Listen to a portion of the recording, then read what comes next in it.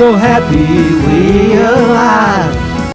Because we need to be educated about what people in your communities are thinking and feeling and talking about when they talk about marijuana law reform and drug law reform.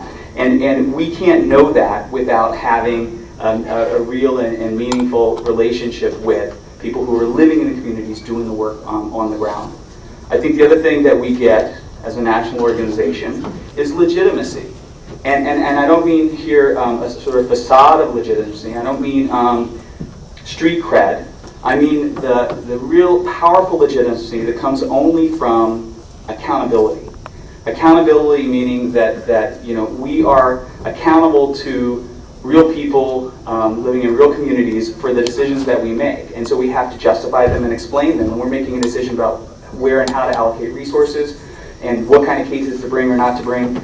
It can't just be that we're dictating to a local community what the lawsuit is going to be. It's got to be two-way communication. That makes it a more difficult decision-making process sometimes. But what we get from that accountability, is that the people who I am really accountable to, truly accountable to, because I've had to justify and explain my decisions to them, they always have my back. They always have my back in a way that gives me legitimacy and power that I would not otherwise have when I'm in court or when I'm trying to convince someone maybe higher up in our national organization about a decision that I think we ought to pursue. And I guess finally, the thing that I think we get from this is more personal, and it's something that's perhaps less tangible, but in some ways I think it's the most tangible benefit, and that is a sense of community and of connection to community that's often hard to have when you are working for a national organization and you're not doing work that is focused on the community where you live.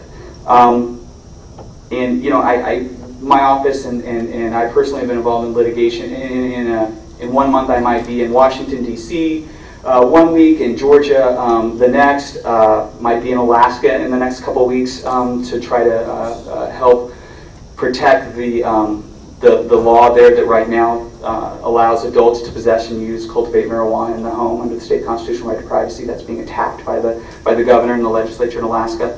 But there's a loss in that kind of a work of a connection to the community, like I say, where you live.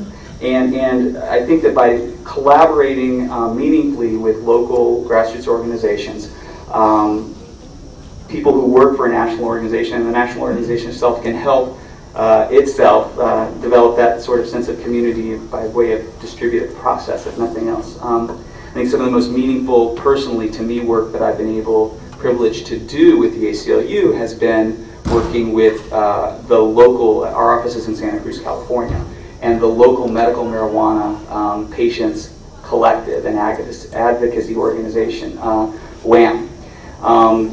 Working directly with, to the extent that we've been able to, working with that collective and is some of the most powerfully sort of empowering and invigorating work that I've been able to do, because there is a very real tangible sense of community that helps sustain one in otherwise difficult and trying times. So I am happy and proud to be doing the work that we're doing now, and very happy to be working with folks like you've heard speaking from Seattle, and look forward to continued significant, meaningful collaboration. Thanks.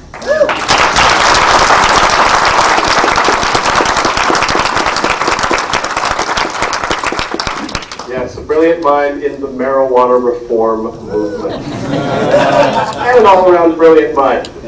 Once more, a round of applause for all of our panelists.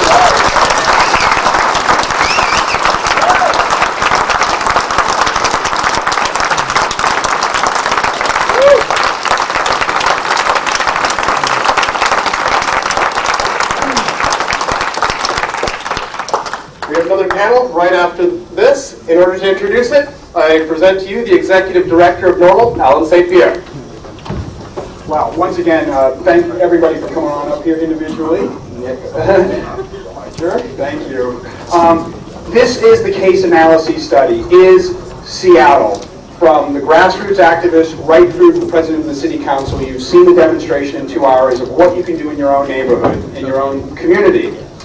The next panel is Reefer and Rhetoric, and it is inspired by a conversation with Ed Rosenthal that Keith had a couple of weeks ago.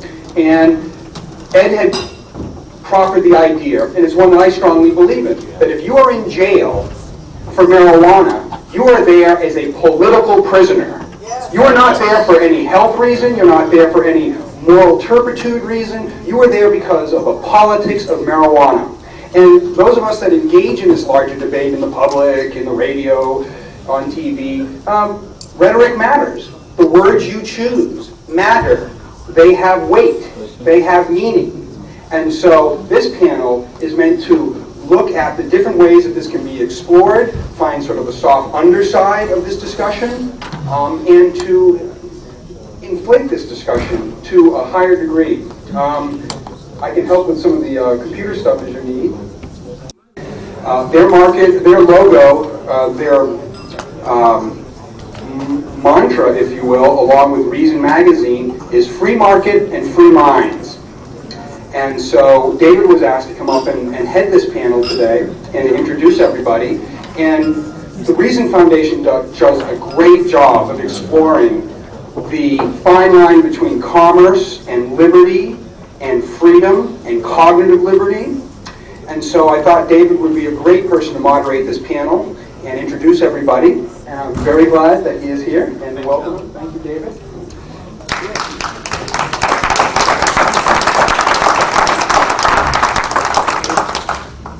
As Ellen said, the panel here is Reefer and Rhetoric, and it's my distinct pleasure to introduce all of our panelists today who are all published authors who each have made terrific contributions to drug reform. The first panelist I'm going to introduce today is known as Mr. Marijuana. His name is Ed Rosenthal. When I asked him what he might like me to say about him by way of introduction, he said, make it as brief as possible. But that's not due him, actually. The briefest I would make, which I'm going to say more, but the briefest I would make is go to Amazon.com and do a search on Ed Rosenthal and look at all of the results that pop up. He's a prolific author on growing marijuana, and a close friend of mine who likes to make his own home beer has also benefited from Ed's book on how you can make beer at home using hemp as one of the ingredients. So has a wide range of interests, very prolific author, has really helped many people in the field of growing, and without further ado, I will turn it over to Ed Rosenthal.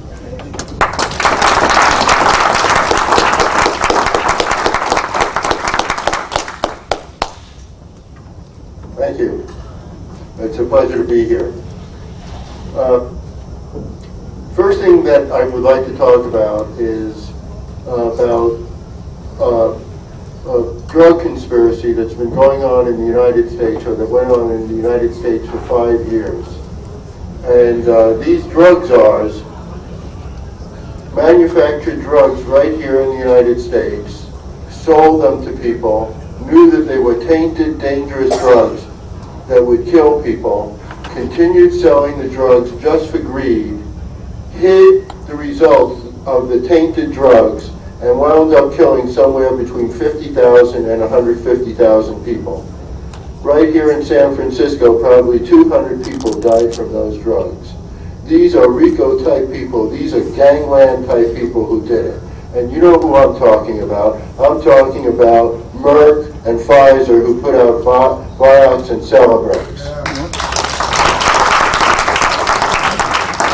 Now, I'm not saying that these drugs didn't do some people a lot of good, but people should have had a choice. They should have known that these drugs could do them harm so that they could make an intelligent choice.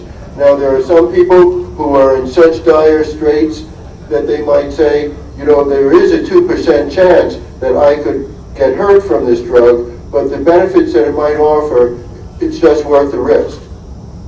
But that entails the ability of knowing that